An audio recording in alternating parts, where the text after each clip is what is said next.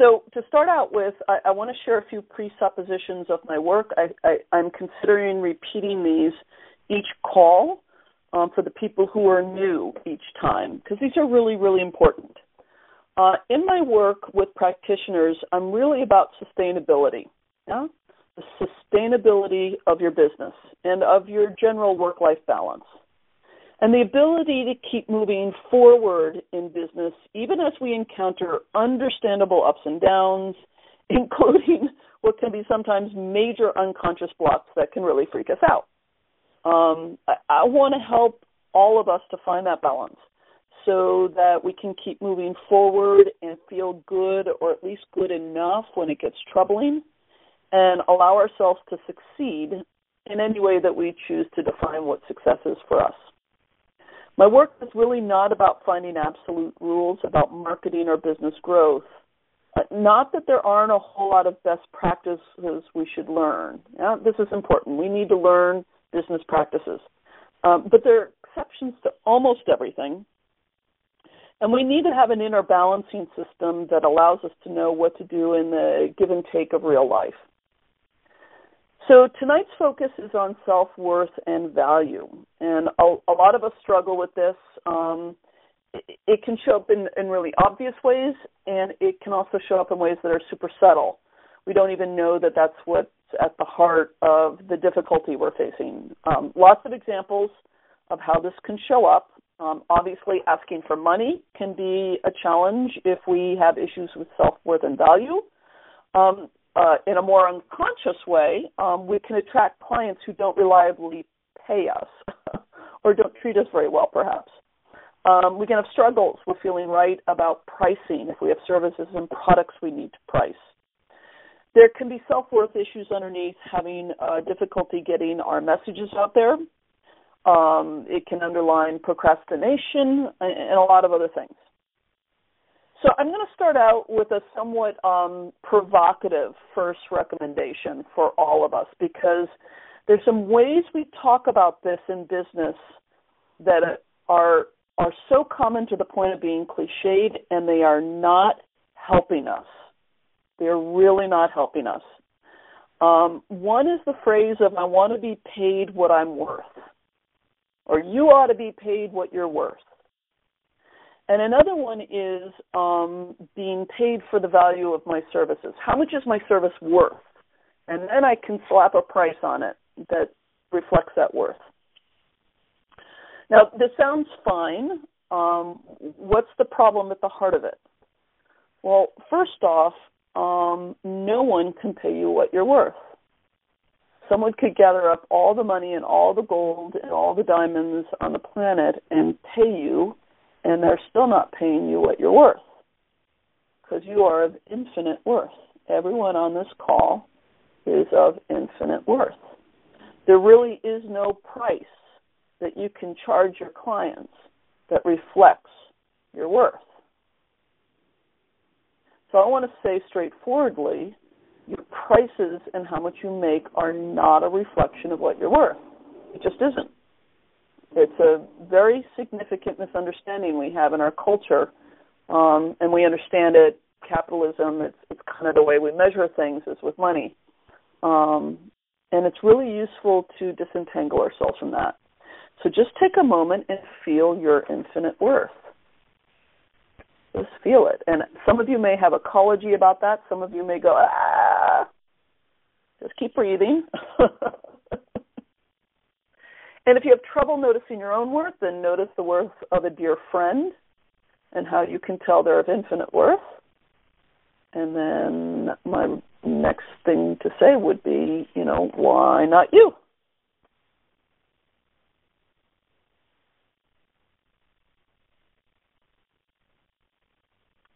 The other thing is, I don't know what services are represented amongst the callers, the many callers on this phone call, but if you help someone stop smoking or get over an old trauma or help them feel good in their bodies, what is that worth? Huh? Again, the worth of your services are infinite. people could gather up all the wealth on the planet, and it wouldn't pay you enough for some of the things you do for people. So whether you get paid $25 an hour or $500 an hour, you're all underpaid. Yeah? If that's how we're understanding this, we can begin to feel how foolish this is. Yeah? So take a moment and feel the worth of a service that you offer when it's at its best.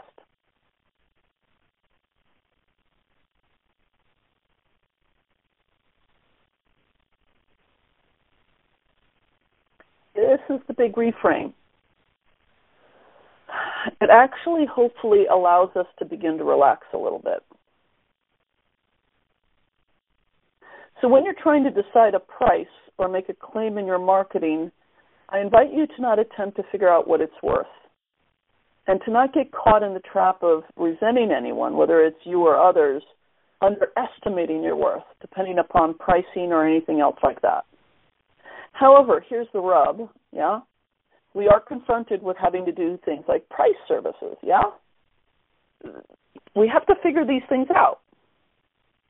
We have to make claims in our marketing about what we can do and what its value is for people. Even if you decide on sliding scales or donations or gift economy ways of being paid, it's still a pricing decision, yeah? So what should guide us?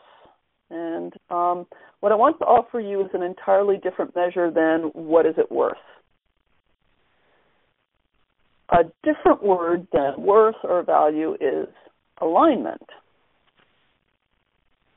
Alignment is a much better guide for these matters than issues of worth or value.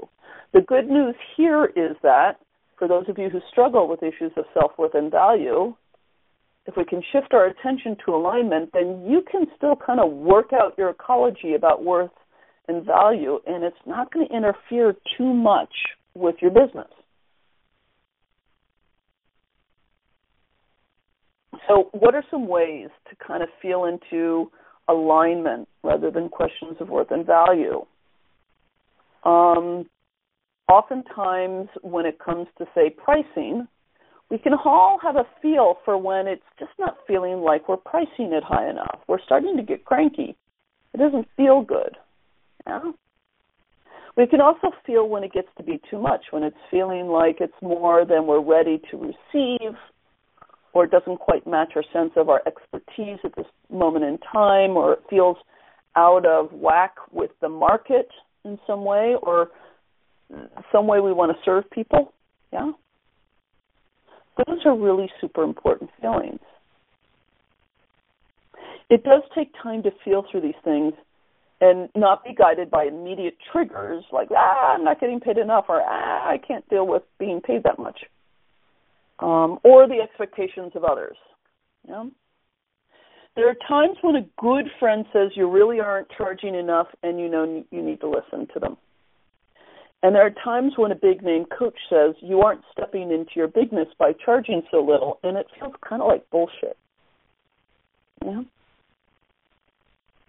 We can imagine someone who makes lots of money and is pricing their services high, and what they really need is maybe less money because they've lost touch with what's important in life, and they're just chasing after the golden rainbow. Yeah. And we can imagine someone else who really needs to increase their prices because it's an expression of being really alive and reaching fully for life that she's never really done before. You know? This is why I'm so reluctant to have firm rules and absolutes for things. We're looking for alignment of your heart with the heart of your business, not absolutes and final words that we end up struggling with, and then we can't figure out why we're so unhappy. And then we end up with a choice, a decision that's in alignment enough for now.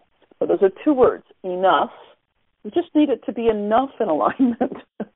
It doesn't have to be perfectly in alignment. And for now. Because as we grow in our businesses, we'll change decisions. We'll charge more. We'll occasionally charge less. We'll change our packages and services. We'll change niches. Well, whatever it is, yeah? It's just for now. It doesn't have to be forever. There is no business that figures out its business model in the first few months and then never changes it. What's most important is, as I said in the beginning, sustainability, yeah? And keeping you moving forward. Feeling good about it. Knowing you're in alignment with yourself. And then along the way, we will continue to address these questions around what am I worth? What do I deserve? What is my value? Yeah?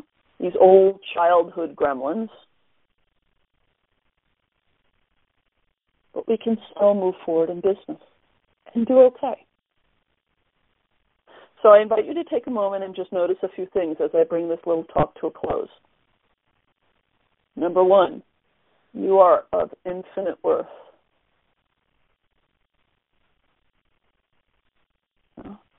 Your clients are of infinite worth.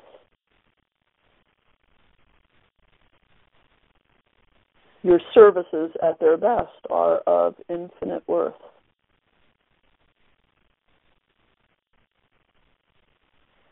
And then notice, what does true alignment with your inner knowing feel like?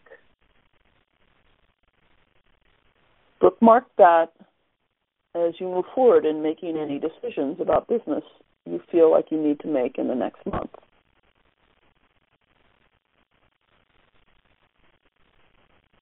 What does alignment feel like? How do you know you are congruent with yourself?